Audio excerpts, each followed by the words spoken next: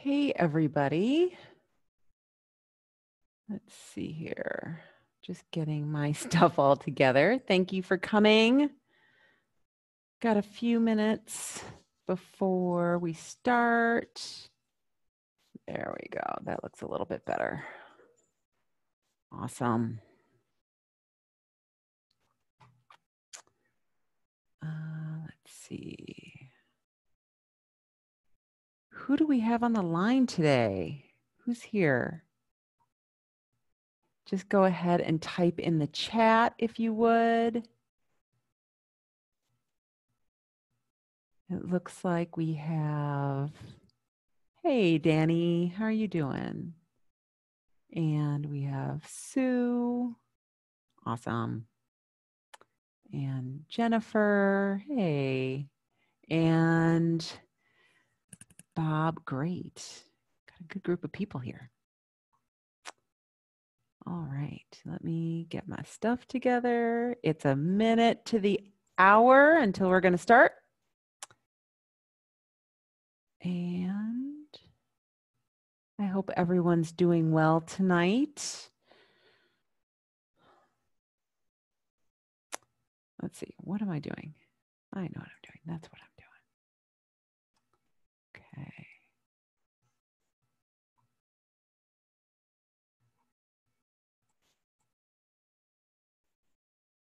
Okay. Great. Well, welcome to modern day stress management. So I know that normally we like hearing about diet and exercise advice, and stress management just isn't super exciting for a lot of people. But I am going to challenge everyone that stress management is super important when it comes to our health, especially because it's something that we really just can't see. And so let's go ahead and get started. Let me share my screen, and if you would let me know that you can see my screen. Let's see, here we go.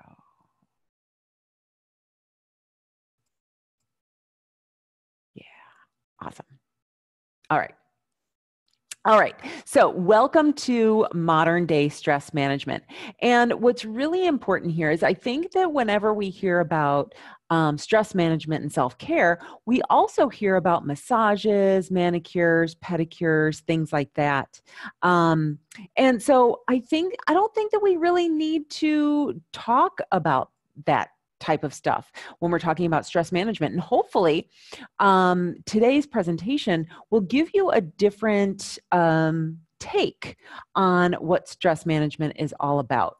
So you are in the right place if you've ever experienced like a slight change in circumstance, and those changes can send you into a tailspin. Okay. So I know that sometimes like something will change for me and it just is jarring and it sets my mood off. If you'd like to learn some preemptive stress management strategies, because oftentimes we hear about stress management, but we hear about it after the fact. And so I think that it's really important to talk about what are the things that we can do before stress actually happens. Okay. Item number 3, you are in the right place if self-care hasn't been your priority in the past and you're really starting to feel it. And then last, if you desire to make a change for the better. Okay. So what we're going to learn today is how your health habits, so those we'll say 5 things. So sleep, stress, eating, and activity, and then also smoking, can help you feel better and reduce how you feel your stress. Okay. So that's one thing that we're going to be talking about today. We're also going to be talking about why self-care isn't just for women and why it's so much more than just manicures and pedicures and massages. And then the signals that will tell you that you don't need, or that you do need to practice stress management. And then 3 techniques that we're going to talk about today to reduce anxiety. Okay, so that's what's on our plan for the next 45-ish minutes. Okay, so please stay to the end though, because I do have something special for you, and it's going to be an amazing offer. So stay to the end so that you can get that. Now, I do have one request for you, and that is be present. So meaning that don't be on your phone or watching TV or anything like that. So try to eliminate distractions. Ask whatever questions you need. If you need me to clarify something, or if you have questions about your own stress, please feel free to ask those. And then also keep an open mind to all of this. Now, I've also tried to eliminate distractions, but I do have 2 dogs, Bessie and Sadie. Sadie's the black one and Bessie's the brown and white one, and they might bark in the background. So if you hear that, just we'll keep moving on. All right. Now, let me introduce myself. For those of you who might not know me, my name is Elizabeth Sherman, and I am a health and weight loss coach. I have many, many different certifications in personal training, nutrition, habit change, and health coaching. And with my clients, what I do is I focus on, again, those 4 different health habits. So eating, how we move, how we sleep, and stress. And then what's also really important is I've found that how we think about eating or exercise or sleep or stress is also really crucial. So I do also work with my clients in a little bit of mindset work. What we do is together, we focus on easy to do, sustainable habits that add up over time and that will definitely produce results. I've been coaching for over 14 years, and I've helped hundreds of top performers transform the way that they feel. Now, I haven't always been like this. And I think that when people see me or they meet me in person, they think that I've always been tall and skinny. And I really haven't. I don't have a lot of pictures from when I was at my heaviest. A lot of people don't. But I used to be a vice president for a software company, and that meant that I ate out a lot. My sleep was constantly disrupted. I had irregular exercise. My stress level was super high. My mom was actually going through cancer at the same time, cancer treatment. And so I had all of these family obligations. I was really trying to, be a great performer for my company. And of course, I was stressed because I was traveling a lot and I wasn't home a lot. And I am an entrepreneur, so I am no stranger to stress and anxiety. Okay.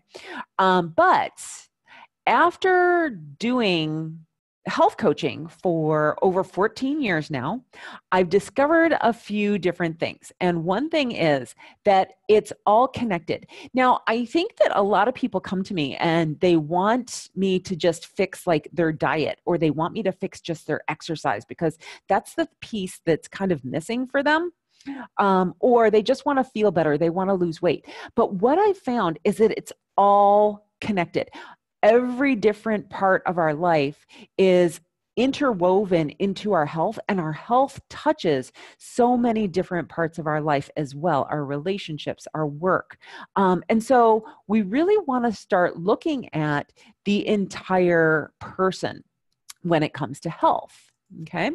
The other thing is that self-care is not about pampering, but rather taking care of that future version of yourself.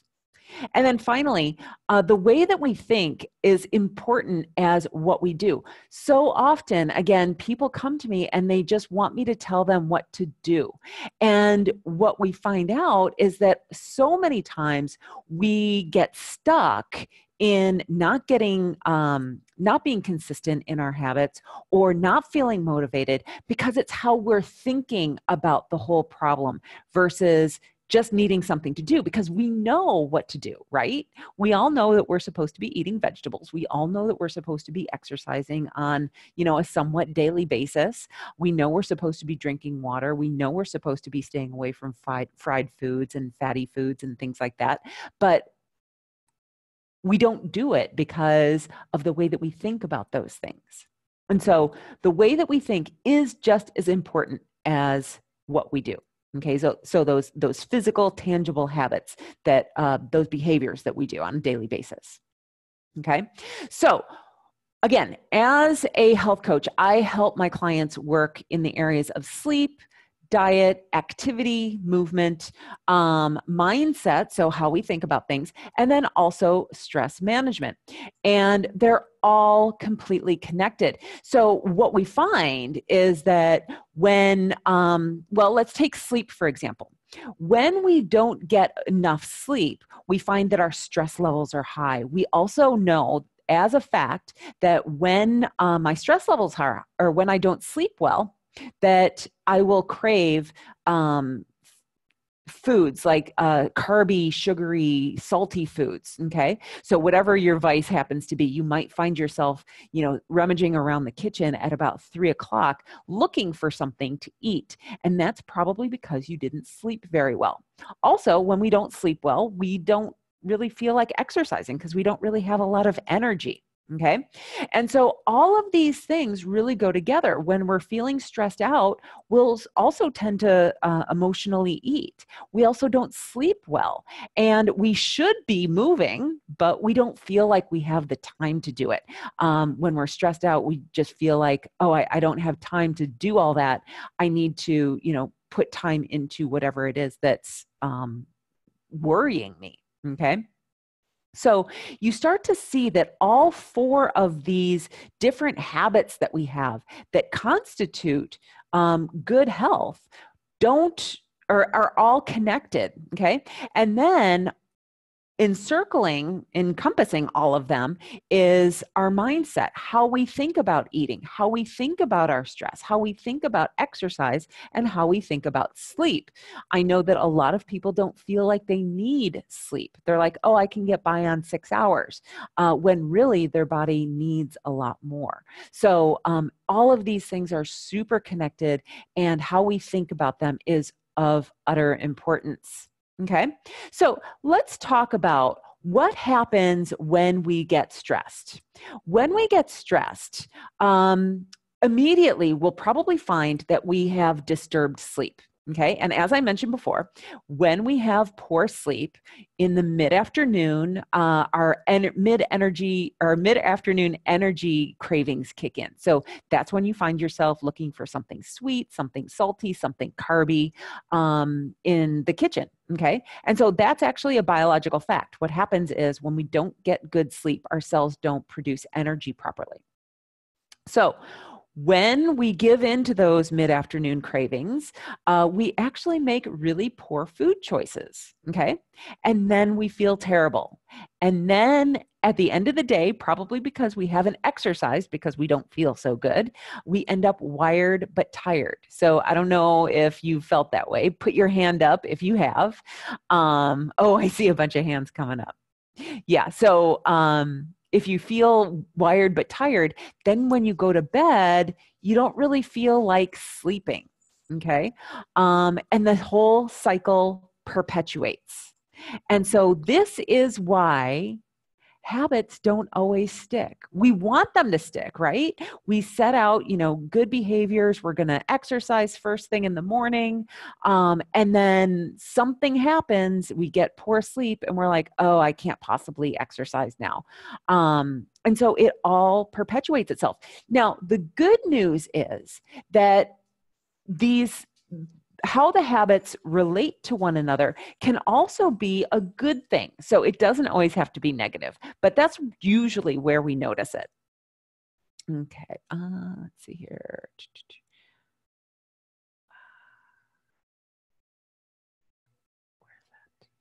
Okay, sorry about that. All right, so then I love this this cartoon. I shared this on my Facebook page the other day, and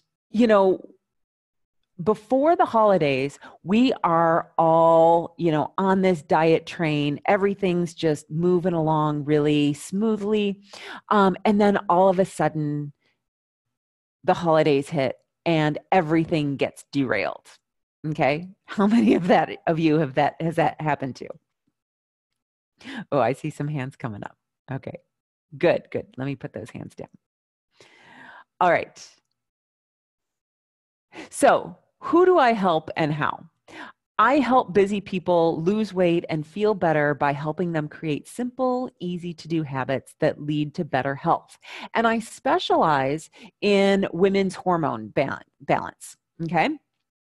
But as a health coach, the one piece that has always eluded me has been stress management. And it's something that I've actually been taking a deep dive into because I realize how important stress plays, as we saw with that slide about 2 ago, where we see this cycle of really good habits, and then all of a sudden, when stress happens, everything just comes off at the wheels.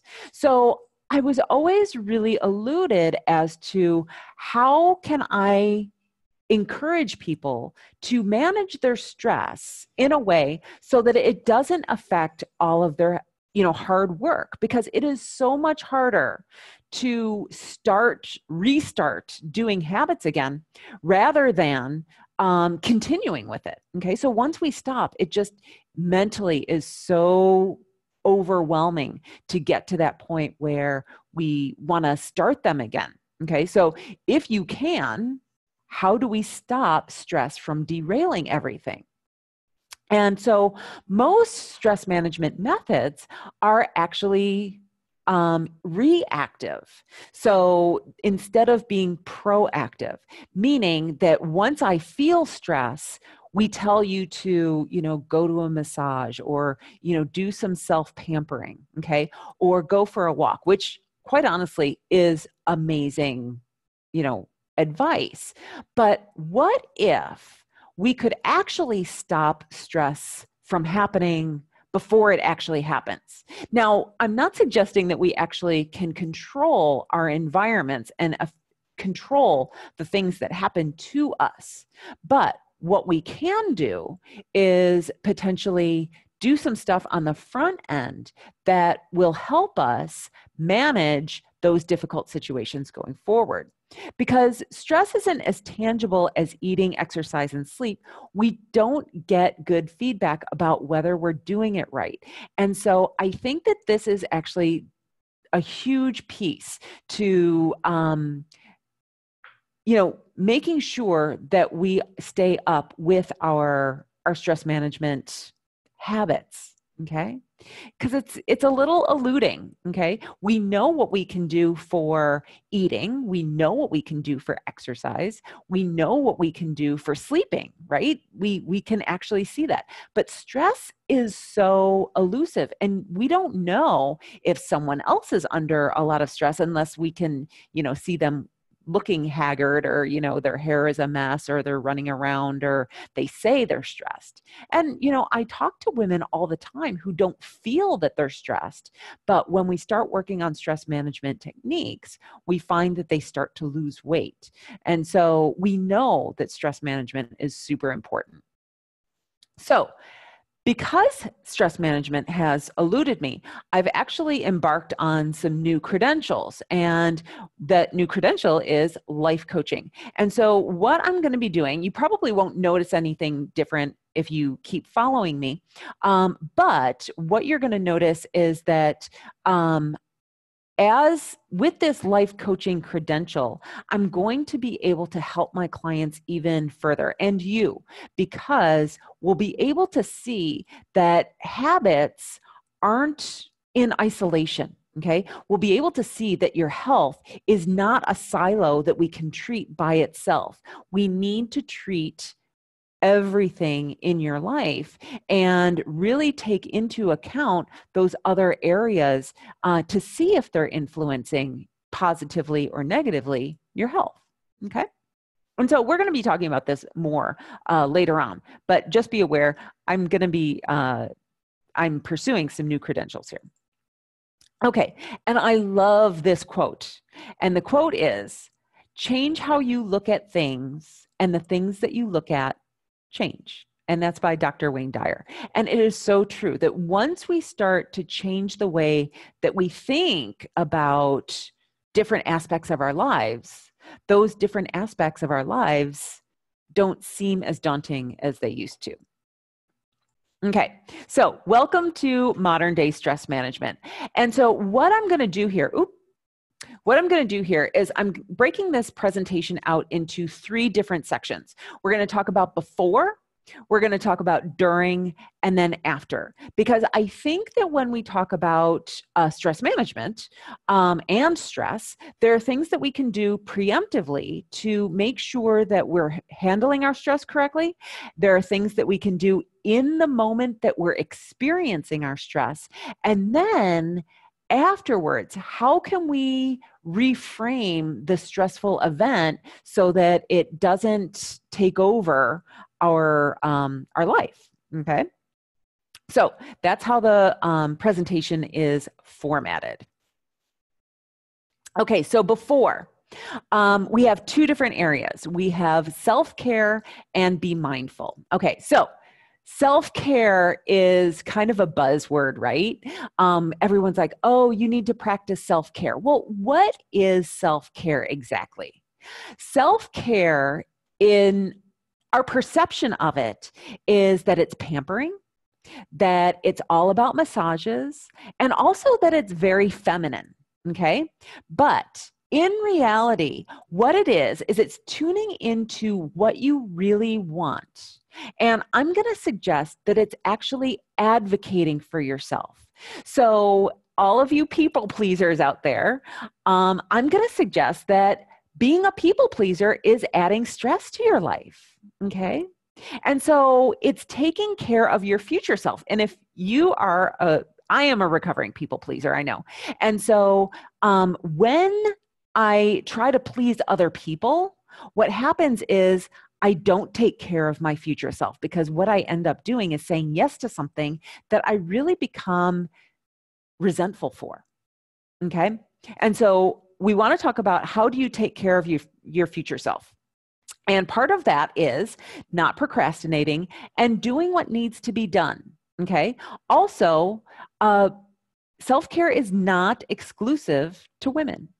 Okay. So that's what self-care is. So the next question is, how do we care for ourselves? Now,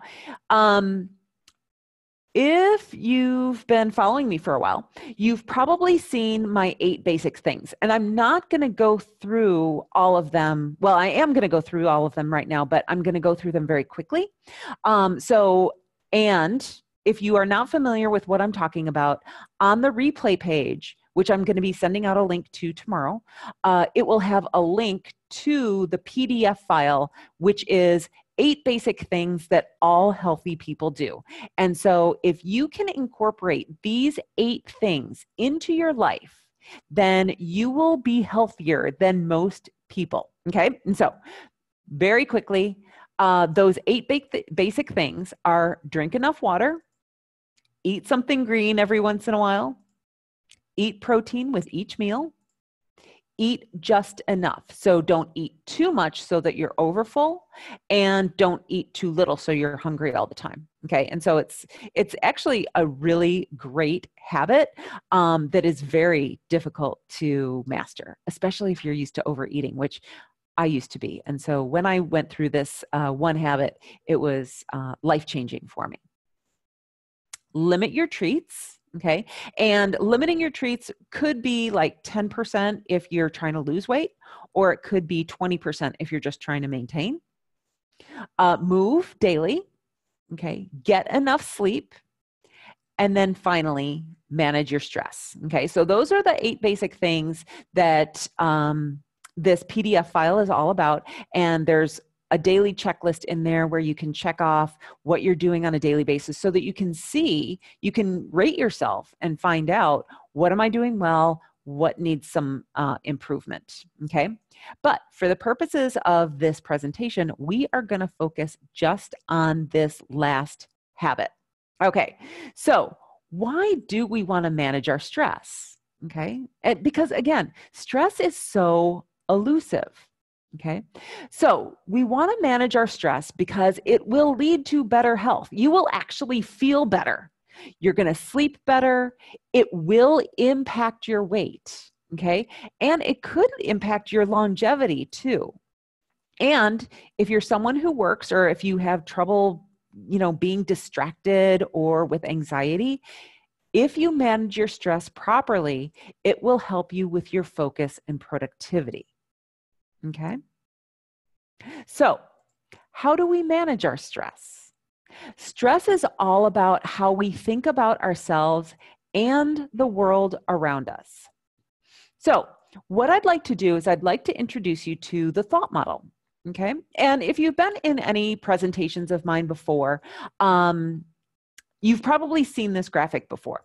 Okay. And the thought model is based on the work of Byron Katie and Brooke Castillo. And so, anyway, there are 5 different components to the thought model. The first component is our circumstances or our events.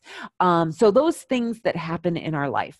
Now, it could be something like, a move, or it could be something as simple as getting a phone call or getting a text from a friend, or something that your mother-in-law said to you, or a look from your boss. Okay. So these are all of the things that happen in the world, okay, that we observe. And sometimes it doesn't seem like circumstances are neutral, but they are. They are. And we'll talk about this a little bit more. But we have circumstances and events, and then we have thoughts about these events or these circumstances that really create our feelings. So, for example, let's take that example of I see my boss giving me a look. Now, I might perceive that my boss doesn't think that I'm doing a good job. And all of a sudden, all of this drama goes on in my head and I start to panic. But what if my boss is just concentrating or thinking about something and he is looking at me? Okay. So now I've created all of these thoughts about the way that he's looking at me, and I start to have feelings about that. Okay. So my feelings really aren't about the look, but what I perceive the look to be. Okay. And then our feelings will influence our actions. Okay. So when we have a feeling, whether it's anger or joy or sadness or contentment or frustration or any of those feelings, we will act according to that feeling. Okay. And then our actions produce our results. Okay. And then our results are a direct reflection of our thoughts. Okay. So let's go through this a little bit more in depth. So going back to circumstances and events. Again, circumstances and events are facts. They're things that we have no control over right this second. They're neither good nor are they bad. Okay. So examples of circumstances or events might be our weight. Okay. So you say, how could that possibly be, neutral, because we have so many feelings about our weight? But maybe the weight that I am is a weight that someone else would love. Excuse me. Oh, my weight is something that another person would love to get at. And if they saw my weight on their scale, they would be elated. So for me to be sad about that and for them to be happy about that, we would have to know that that is a neutral event. Okay. What someone says to us, that's another circumstance. What we can or cannot do, what someone else can or cannot do. So those are just examples of circumstances. Okay. Now, again, circumstances and events, they're neutral. They don't mean anything. And the way that we think about them or how we interpret them is what creates the meaning. And how do we know this? Because again, just like I mentioned before, two people can have the same exact experience or share the same event and have two completely different perceptions of that event or circumstance. Okay. Now, thoughts. Thoughts are sentences that we think in our brain. You can also think of them as beliefs, okay, or opinions, okay. So they are thoughts about the event or the circumstance. So again, taking the example of my weight. So when I see that number on the scale, I can think, oh, well, that's heavier than I was last week. Okay. Or I can think, that's a great number. Okay. Or I can think that's a bad number. Okay. So thoughts are really our way of interpreting those events that go on around us. Okay. Thoughts can be positive or negative, or they can also be neutral. So some examples of these thoughts would be the cookies are burnt. Okay, so thinking about the holidays. I am amazing. I drank too much last night. Okay, I look terrific. I ate food that wasn't on my plan. I love my new dress. And healthy eating is difficult. Okay, so those can all be different ways of thinking about different circumstances. Okay. And I'm sure you can tell just by reading those how they evoke different feelings in your body when you see those. So thoughts happen in an instant. I don't even think that we realize how many thoughts we have at the same time, okay, without us even realizing what we're thinking. Thoughts can be habitual. Now, this is actually really super important because we have the same types of thoughts. And when I started going through this, thought modeling, I realized how many times I used to think, these people don't like me, or I don't like those people. The brain is actually very negative in the way it works. And so the number of negative thoughts that we have on a daily basis is just amazing. And so meditation and thought work can help us become more aware of these thoughts. And it's really super important to be aware of that we have the opportunity to change our thoughts. So after a while of noticing my own negative thoughts, I started reframing them and calling it out and really examining them and realizing that I had the option to think different thoughts. Okay. So moving on to feelings. Feelings are vibrations that happen in our bodies. Okay. So examples of feelings might be sad, happy, anxious, excited, disappointment, or shame. Okay. And feelings, I think that a lot of times we get into trouble because we try to avoid these negative feelings and we only want to feel positive feelings. Okay.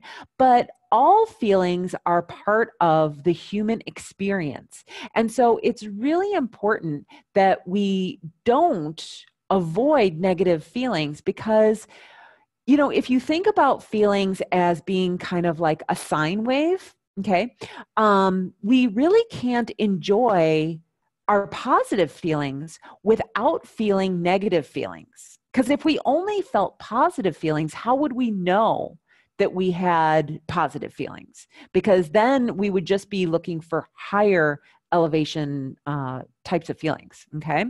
So be aware that we really need to have negative feelings in order to feel our positive feelings. And so feelings, again, are caused by our thoughts, not by our circumstances.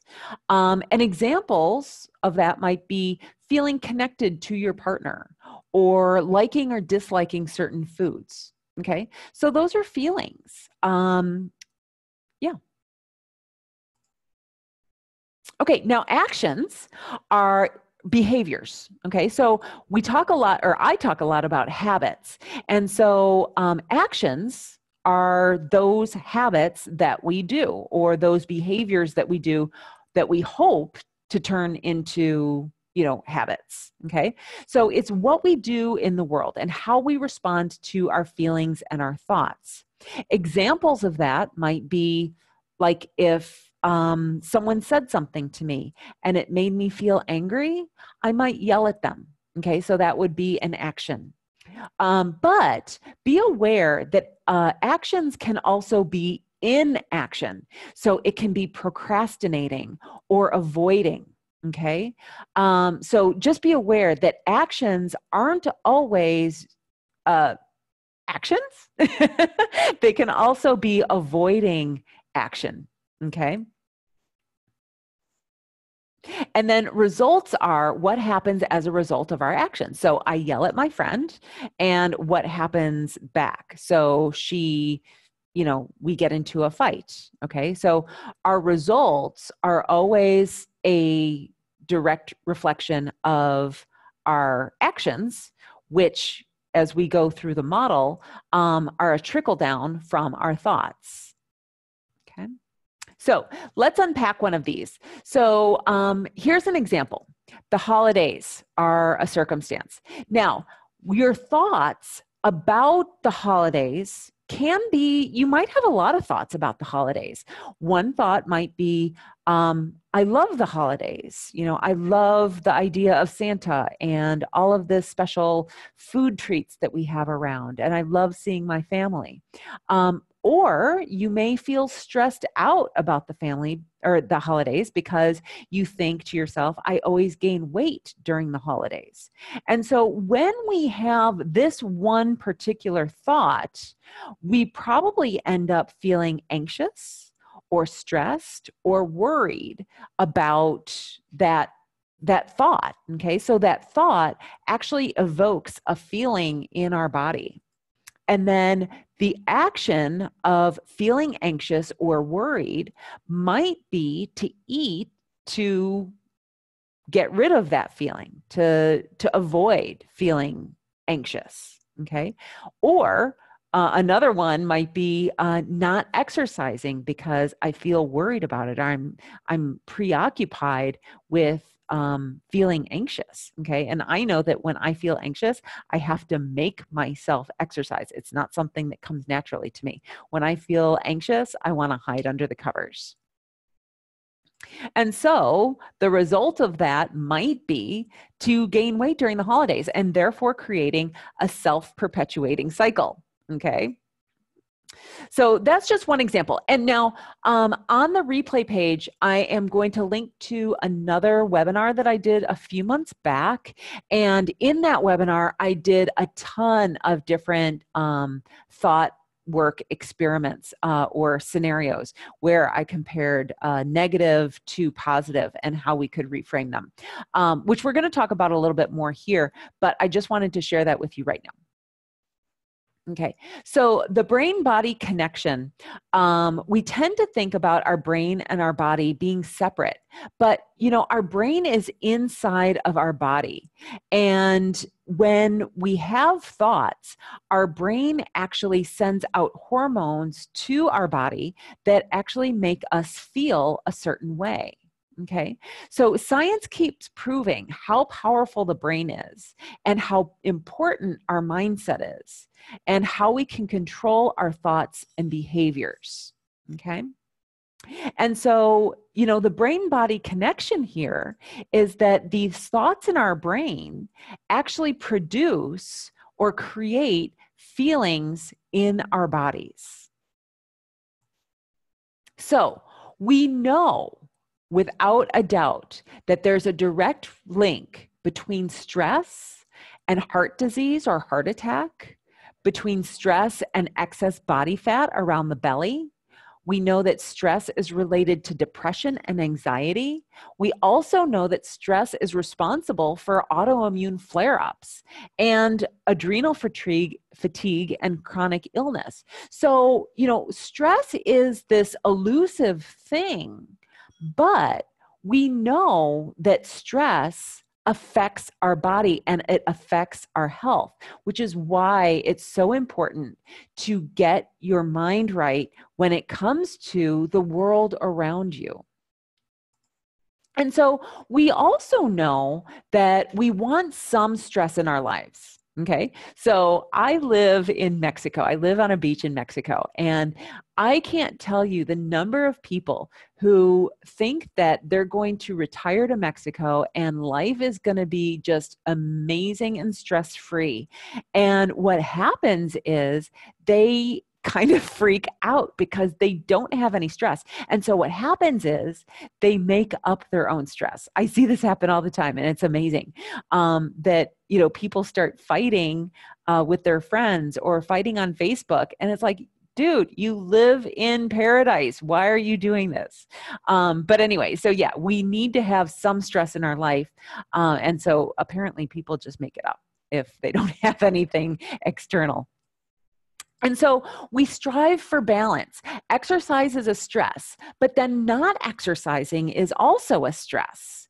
Not getting enough sleep is a stress, but stress disrupts our sleep. Okay, so it's all this really fine tuning and interplay here.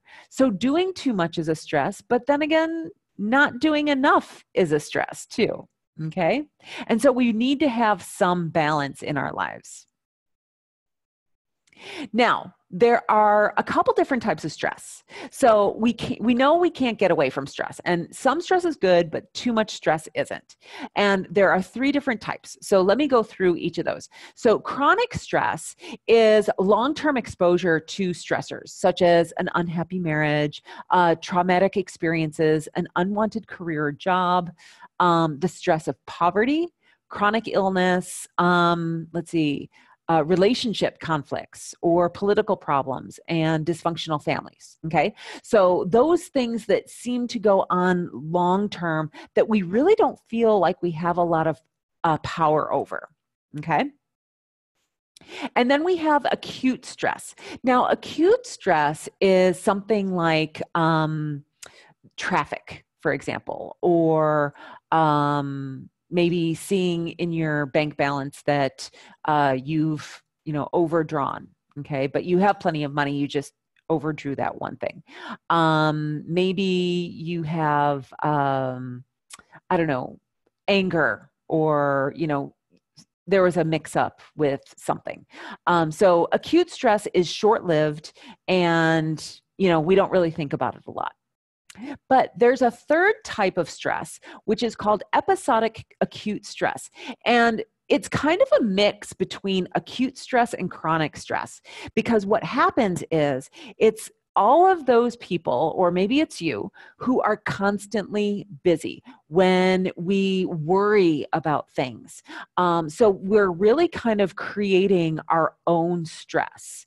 And there are lots of different reasons why we would do this, but be aware that there are longer periods of intermittent depression or anxiety disorders, ceaseless worrying, persistent physical problems. Some of these things are within our control, and some of them, we don't have any control over. Okay, so be aware that there are different types of stress. Now, the signals in your body that are telling you that you need to slow down, one of them is anxiety, for example. So anxiety feels different in everybody. For me, it feels a lot like being excited, except there's kind of a feeling of dread in there as well. So I feel something in my heart. It's kind of like a fluttering, but it's also kind of heavy. And I feel just a little bit heavy. Sometimes I wake up with anxiety. And, quite honestly, the older I get, the more I realize that some anxiety is definitely things that I think about, but sometimes anxiety is purely chemical. And so be aware that anxiety can be a chemical thing in your body, but it can also be the way that you think about your problems. And what sometimes it makes it worse is if it is a chemical imbalance, we have judgment on the anxiety that we shouldn't be having this. And so in those situations, changing your thoughts about it and just accepting the anxiety. I know that sounds really weird, but accepting it and just saying, oh, I'm feeling anxiety. Okay. And then just moving throughout your day, just feeling the feeling of anxiety in your body and moving along. Okay. The next one is mood swings or having a rapid heartbeat, kind of like you're having a panic attack. Okay. So those are some signals that tell you that you really need to focus on your stress management. Okay. And one way of doing that is through this thought work. Okay. So in this thought work, it allows us to become the watcher of our thinking. And it's actually been really fascinating for me as I've been going through this process, as I've been evaluating and looking at my thoughts a little bit more. It's actually opened up my life. I'm able to recognize when I'm having a story and I'm allowing myself to interrupt habit loops that have been around for years. So for those of you who've, been on my webinars before, that I've said that I'm a chronic, or I used to be a chronic procrastinator. And through this thought work, I have been able to really get out of that habit of procrastinating, because now when I see myself procrastinating, I get really curious about it. And I ask myself, why am I procrastinating? What am I afraid of? Or what am I having anxiety about? Is it that I don't know what I'm supposed to be doing? Or is it fear-based or what? And so by asking myself those questions, I'm really able to overcome this procrastination. Okay. And that might be, for some of you, if you're having problems with being consistent in your eating habits or in your exercise habits, really start to think about, why am I, resisting this habit? Why am I procrastinating on it? Why am I not following through on the promise that I made to myself? Okay. So doing this thought work interrupts that habit loop. It increases awareness and allows us to pause and breathe between the event and our action. And then when we respond versus react, then we can create a different result. Okay. So when we have these feelings, when we're more in touch with our body, we can realize the story that is going on, that the story that we're telling ourselves. Like I mentioned with, that fictional boss that I had looking at me, I could tell myself, oh, you know what? I realized that I'm projecting the thought or the story that I don't think I'm doing a good enough job. And so therefore, I think that he or she is reinforcing that. Okay. And I can ask myself, is that really true? Okay.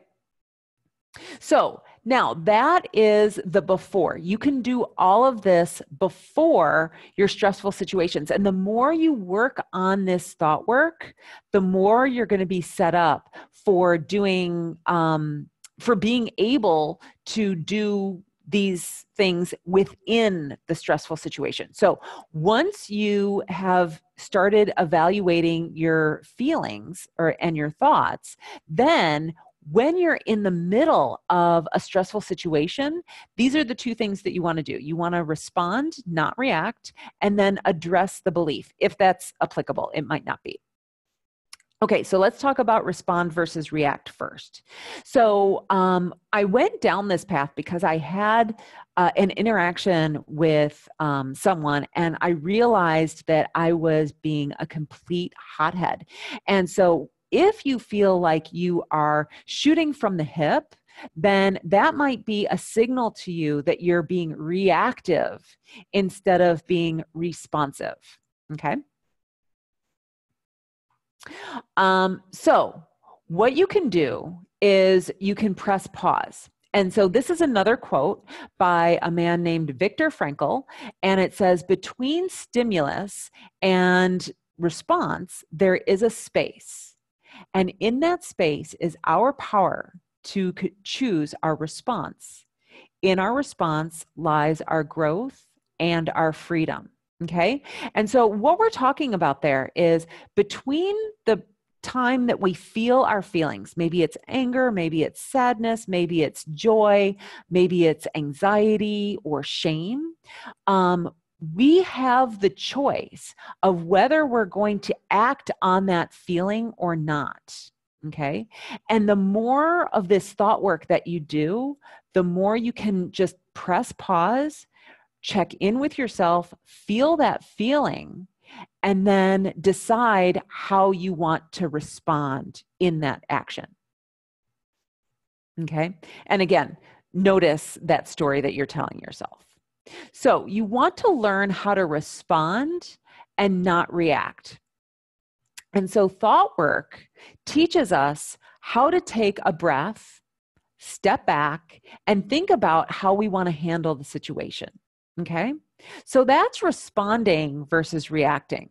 Now, addressing the belief. The more you become aware of your own thinking and feeling, you'll be able to focus on solving the problem for yourself or for someone else. Okay. And it's this next quote here is actually really important. And it's the idea that the reason we do or say anything is because of how we believe or how we anything is because of how we are feeling in the moment or how we believe we will feel afterwards. Okay. So again, anytime we react, it's possible that we are just reacting to a feeling. And so the more we recognize that in ourselves, the more we can recognize that in other people. And so why this is really important is because when someone says something to you, then you can acknowledge that you are not the reason that they're saying that. Okay, it's not your fault. It's all about this other person and how they are feeling. So if, for instance, excuse me one second. So if, for example, a customer service representative, for example, snaps at me, I know that it's not about myself, but about, for example, how she is feeling. Okay. One second. Okay, thanks. Or let's say that my partner does something and I kind of, react negatively to him, or I feel bad.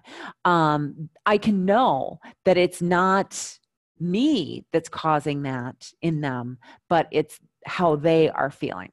Okay. So when we're able to see other people reacting because of their feelings, what we can start to do is we can start to think about what is the belief that this person has?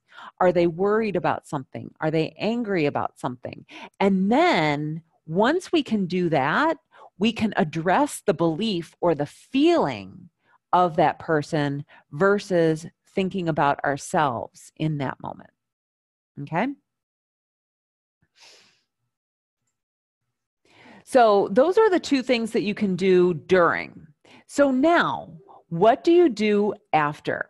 And there are two things that you can do after. One is reframe, and the second one is let it go or refocus. So let's talk about reframing first. So when you reframe an event, so this is you now looking back at an event. Okay, so let's pretend that it's a couple days after Christmas and you're thinking about something that happened on Christmas Day. Maybe it was an interaction between you and a family member. A couple questions that you can ask yourself are, what is the positive that could come from this situation? Okay, because there's always going to be something positive. What can I learn from this? Okay. Maybe you can learn that you want to stay away from that person when they're drinking alcohol. I don't know. Or how can I use this experience to grow? Okay. So how can I get better so that I can grow in this experience? And how could this experience be benefiting me? Okay. So those are just some questions that you can ask yourself to reframe that past experience. Okay. You can also let it go. Okay. So walk it off, exercise, burn off some extra steam, connect with friends, or you can actually do some of that thought work. Okay. So journal about it, write about it, and try to really reframe it that way and evaluate, are the things that I'm thinking about this situation the actual truth? Okay. So letting it go and refocus. Now be aware, you can't change the past. Okay. And the next question you want to ask yourself is this going to be important to me? So is it worth worrying about? Because is it going to be important to me in 5 minutes, 5 days, 5 weeks, 5 months, or 5 years? Okay. And so that kind of puts it all into perspective. Like, am I going to remember this even? And so we really don't want to spend much time fretting about the past if we can't change it, and if it's not going to matter in a week or two. Okay. Now, the next thing I want to talk about is letting it go for forgiveness. And I think that forgiveness is something that we really kind of shy away from. We think that forgiveness is letting someone off the hook. We think that if I forgive someone, that it's telling this person that their behavior is okay, or that it's validating them. And also, we think that forgiving someone is inviting people to walk all over you. But in actuality, forgiveness is really just letting go of any negative feelings that you have towards that event, circumstance, or person. And so, I think it's really important that when we hold anger towards someone, that person actually doesn't feel those feelings. We're the only one that feels those feelings.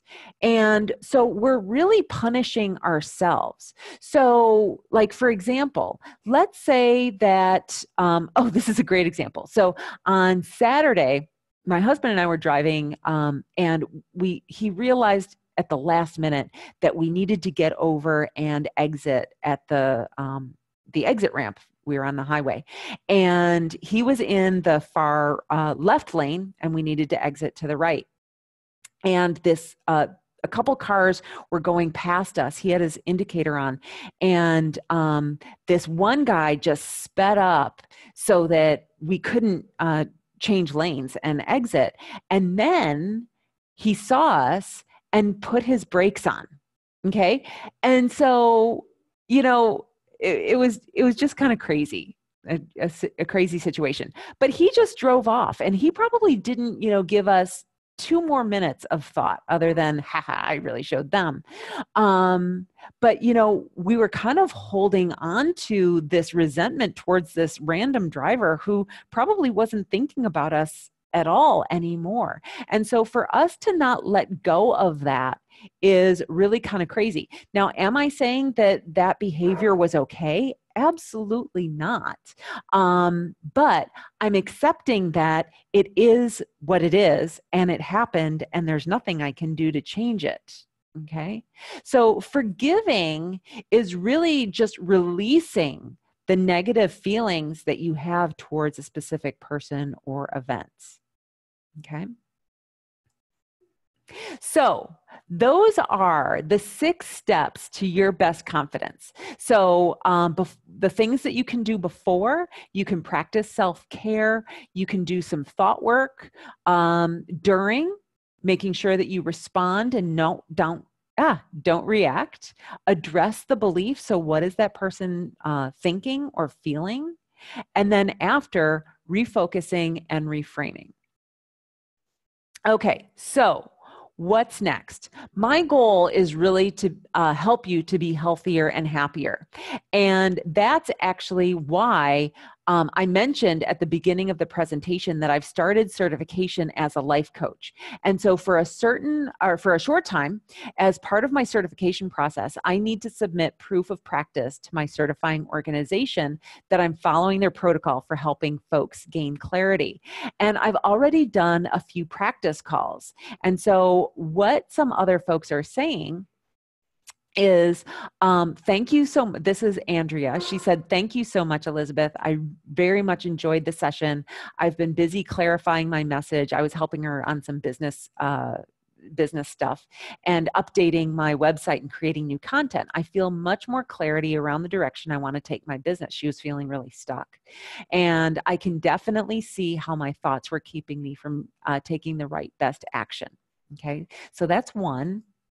And then this is Cece. I was helping her with some relationship stuff. And she said, Elizabeth has been extremely helpful in helping me work through my struggles as I've had for the last 2 years now, which I had buried under the carpet, which actually have prevented me from showing up fully and joyfully. Through our coaching session, I've been able to gain perspective on my challenges and realize the choices that I have and how much power I have to change the things around me without making it complex or painful. I had previously devised a long action plan that was frustrated about not getting others on board, but now I realize I can just show up joyfully and implement the change within, which in fact will help me either change my circumstances and how others respond to me, or get a better handle on what I can choose to do in the future.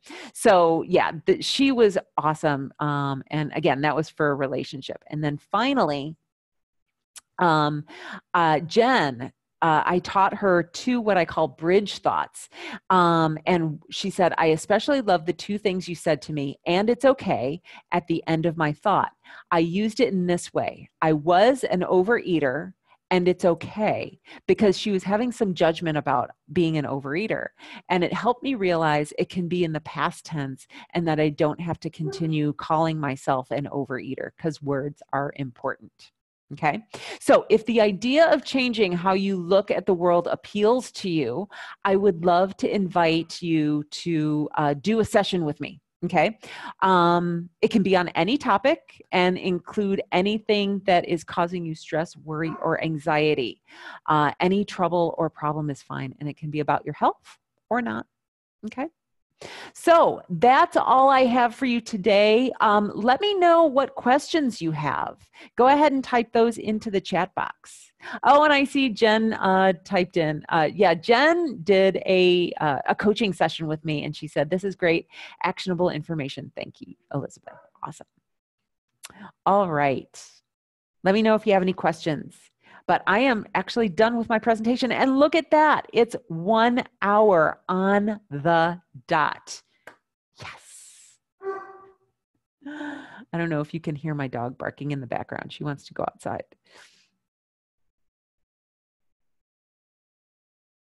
Well, all right. So if no one has any questions, then I am going to sign off. Have an amazing night. Thank you, everyone, for joining me today. And look in your mail. Look in your inbox tomorrow. I will send the replay, and there are 2 links that you might want to check out. Again, one is the 8 basic habits that healthy people do, that PDF file. And the other one is a webinar that I did a few weeks ago or a few months ago. And you can go through some more of that thought work if you're interested in it. But I would also highly recommend that you take me up on my coaching. So that's all I have for you tonight. Thank you, everyone, and have an amazing night.